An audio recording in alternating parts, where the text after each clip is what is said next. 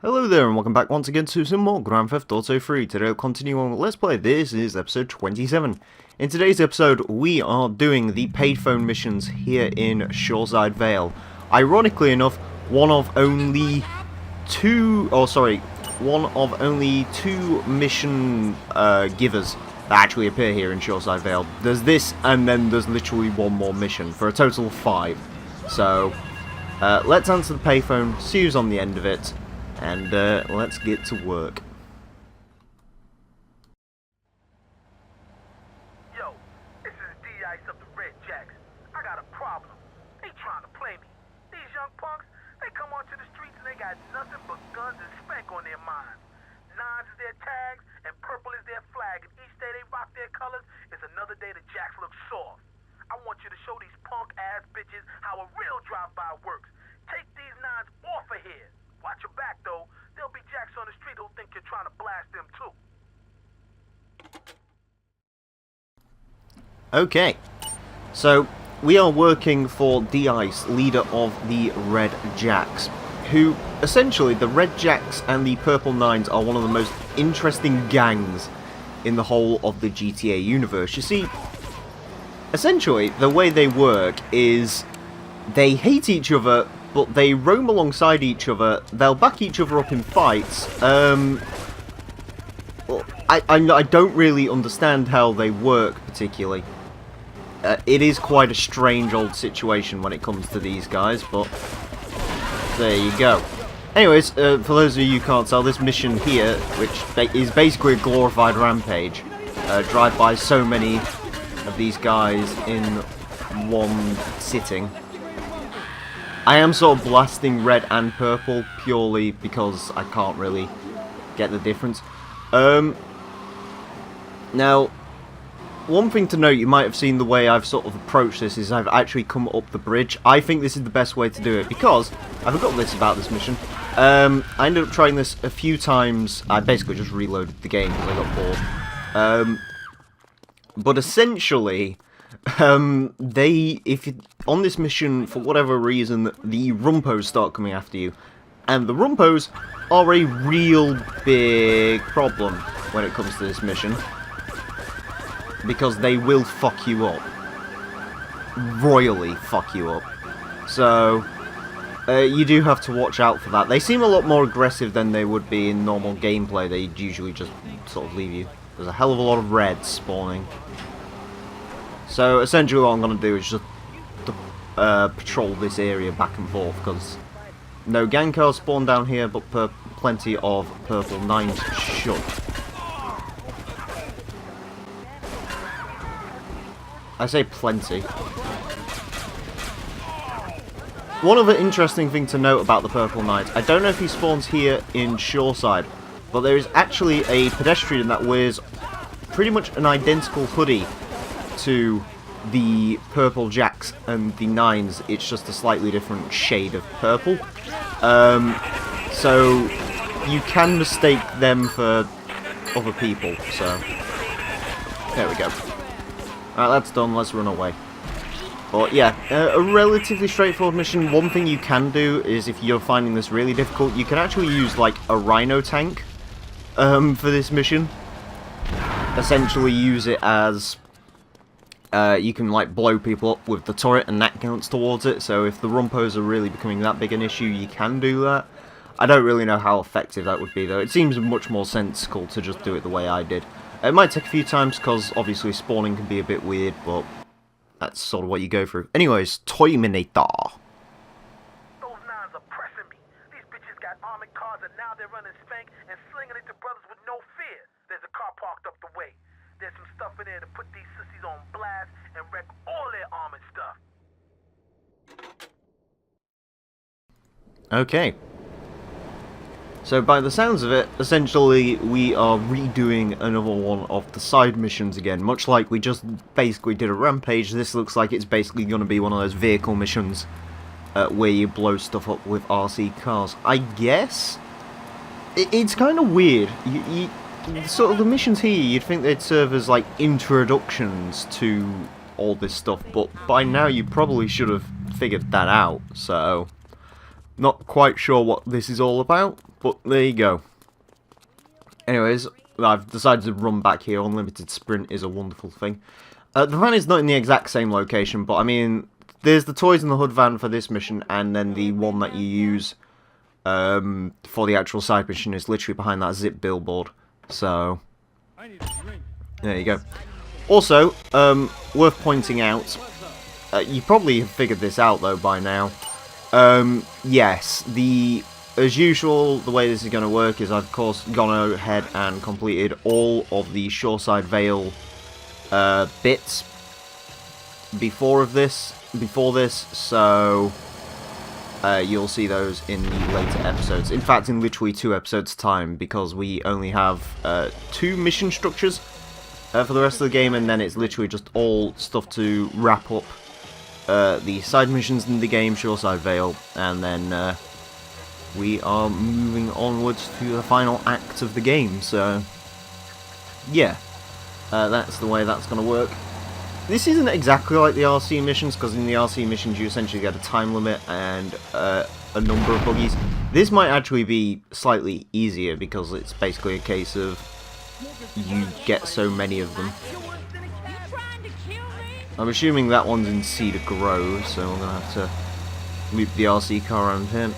Thankfully the RC car is not actually that bad. It's sort of weird at first, but once you're used to it, it's pretty simple to drive. It's sort of average speed, but the overall maneuverability of it is the thing that will catch you out, because the handling of it is very, very good. Like, beyond what most of the supercars in this game can do, so... yeah, it's quite a weird one. See, I think he's on the other side, but at the same time I'm sort of looking at where that dot's moving, and I'm not 100% sure. Let's figure that out. Let's drive the little RC car around and see what's what. Yeah, it's not the fastest thing in the world. It does make this a little bit of a tedious task, but there you go. So Cura car is a very rare car in the game. I don't know if you can actually obtain it from this mission. I mean, okay, there we go. The game got a bit angry with that, but it did get done, so hooray. Maybe going for the furthest away might be the best idea, and then going for the ones closer to home first. But I don't know how far away those would move off.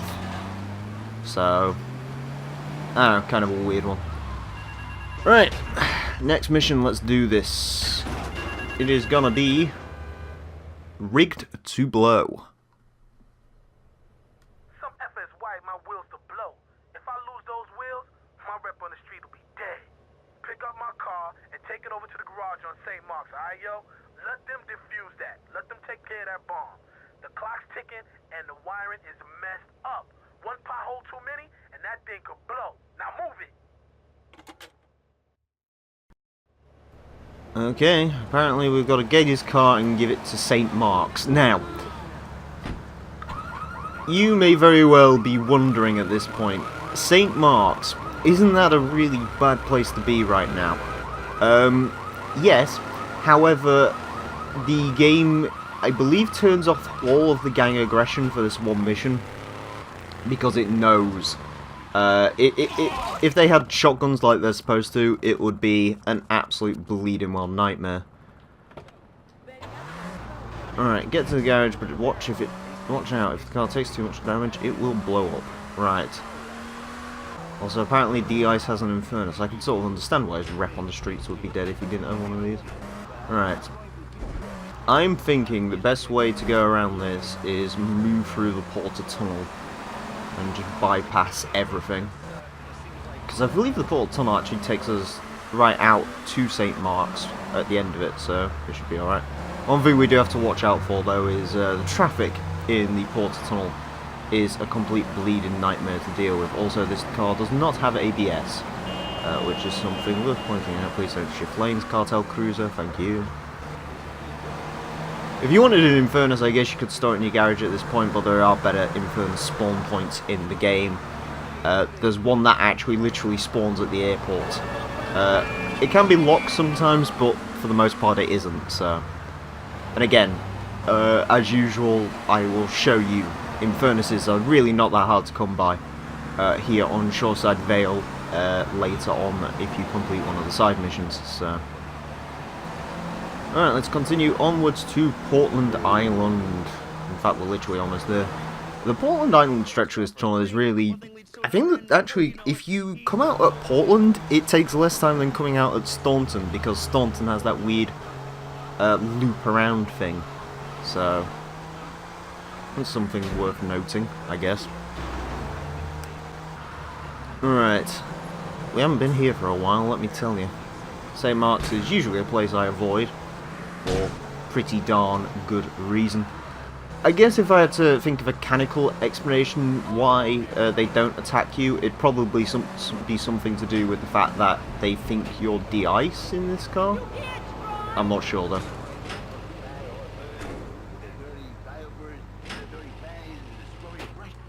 Get the car repaired. I literally only smashed the windscreen. I mean, I can just kick that out if you like. But nevertheless, we will go ahead and get to the paint spray. We know where it is at this point. I haven't seen a Mafia Sentinel in a while, actually. I just thought of that. I haven't seen one of those since I was working for King Courtney. Look how well that ended, so... Maybe Mafia Sentinels are just a bad sign in this game in general. It's like, if you see one of those, you know you're about to be fucked, or you will be fucked at some point.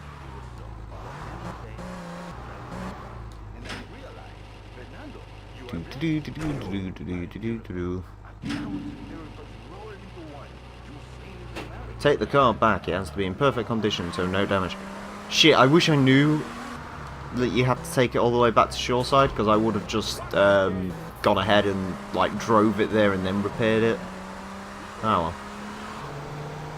If I know roughly where it's supposed to go, I might just do that, because I know where the paint spray is in Shoreside. So, excuse me. At least we've got no time limit in this case, so we can just drive like no tomorrow. Also, the tunnel... I was about to say the tunnel's being clear for a change, but now it isn't, so... Of course, that's my luck. Infernus, taxi... Is there a gap? Nope, because the Infernus is going to speed up massively and then cut in front of the taxi. Good work. Alright. Almost oversteered into the side mountain there. That would not have been good. That's sort of the worst thing you can encounter on the Portal Tunnel, is two cars travelling at the same velocity because they're the same car. That really will fuck you up. Usually, with stuff like Infernuses and stuff, they will just like start launching if they want to get into one specific lane, like that. They make it pretty deliberate when they want to get around, so it does make things a hell of a lot easier. Try not to take out the cheetah, and then we will use our little cut up here to get around and deliver our car back to our boy D-Ice. Infernus climbs, like there's no issues whatsoever because it's the Infernus. Hey, our cartel cruiser's here as well. I wonder if the purple 9s I ran over are still underneath it. So there we go. That was a pretty straightforward mission, in all honesty. No real issues to report of there. There's that pedestrian that kind of looks like members of Purple 9 slash the other ones. I forgot the name of them. Red Jacks. On the brakes. There we go. Go around and put in front of them. And let's once again answer the payphone. Bullion run. Yo, a Federal Reserve flight just smashed down at Francis International. There's platinum all over the strip. Get a car and snatch up as much as you can. You can drop the bling off at one of my garages. This platinum is mad heavy and it'll slow your wheels down some. So make regular drop-offs at the garage. Fair play. Get a vehicle. Well, we've got a vehicle. There's a lot of cartel cruisers near here. You need to collect 30 pieces of the bullion. Right. I know it said cargo on the strip, but I'm fairly certain it's not actually on the airport strip. It's just like randomly scattered on a street in Shoreside, so there's something worth noting. I don't know if I want to light a... Do I want a quicker car for this? Quicker might be better. Oh look, a quicker car. Let's go this way.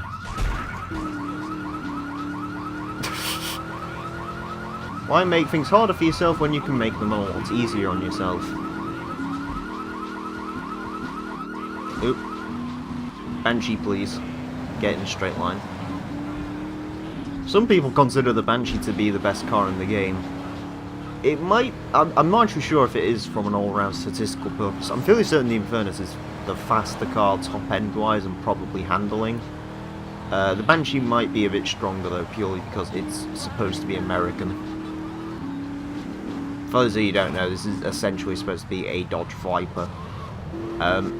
Which it sort of looks like a Viper, but not quite. Ooh. It's some bullion. Let's grab it. See what I mean? It's just sort of randomly littered. How slow can we make the car? Hopefully we're not slow enough for a copper to drag us out of it.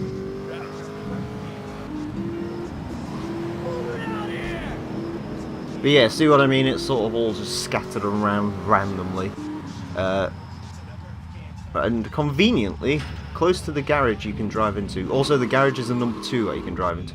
Why is everything in this game... Oh, there we go. I get it. We actually collected 19 on that run. Okay. So we only need to grab another 11. I'll grab some of it up here. Right, so we've got 2 on board. 3 on board.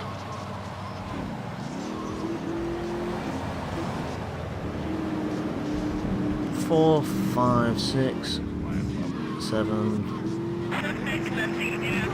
8, 9, 10 and 11. And sorry, we'll grab a couple of others just because we can. Oh shit. That probably was not my best move, but I couldn't really see any other way that was going to end. So... that also was not a good idea. Get away from me. Come on, Banshee. Drive. I made... oh, there we go. Cool. Awesome. Alright, there we go. That's that mission done with. Yeah, rule number 1 for that mission. Don't shoot the police cars that pursue you. It's probably not a good idea. I hate this road. This is the road that always fucks you up during Vigilante and Firefighter. It has literally no reason to exist. There is one way into it and one way out of it. There is no good way to shortcut into it or out of it because it's on such a completely different level to everything else here in Shoreside. Thank you. It's literally the same car. I think it might actually be a different shade of blue. I'm not sure. Don't really care. The point is, it's another Banshee and it will get us closer to that payphone icon once again. Hurrah, hurrah, hooray, hurrah. Right.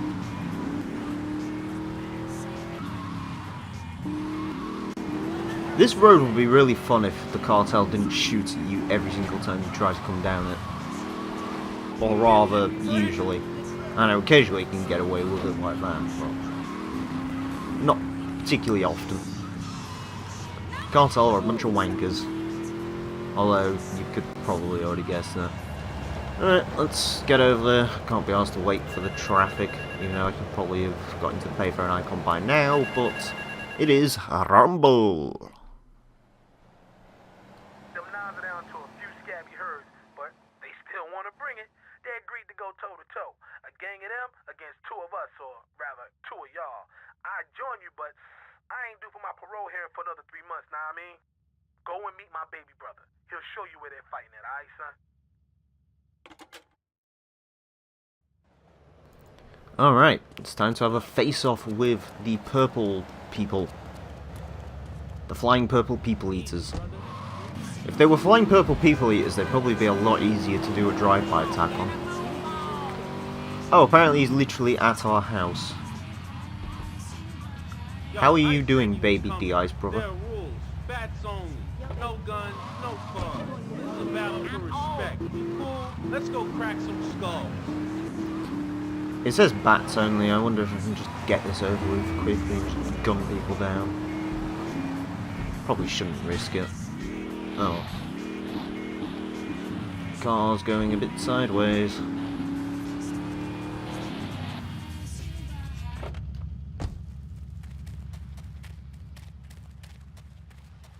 Let's get moving. Oh, right. Okay, yeah, never mind. It's definitely bats only. It's always better to fact hunt these things. Okay, right, let's actually do this mission properly this time. And not just try to shoot everyone with an AK-47. To be honest with you, I thought they'd, like, restrict your weapon choices like it does in a Rampage, but never mind. That looks like it's going to end well. You go beat up them, I will beat up these people. This mission must be really hard in the German version. Come to think of it. Oh, God. Not going well. Run away. Right.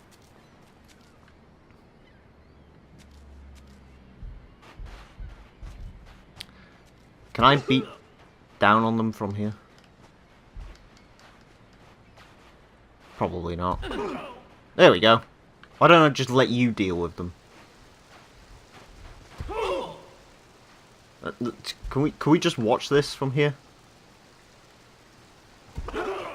But yeah, in the censored versions, you can't actually beat downwards, so something like this is probably quite difficult.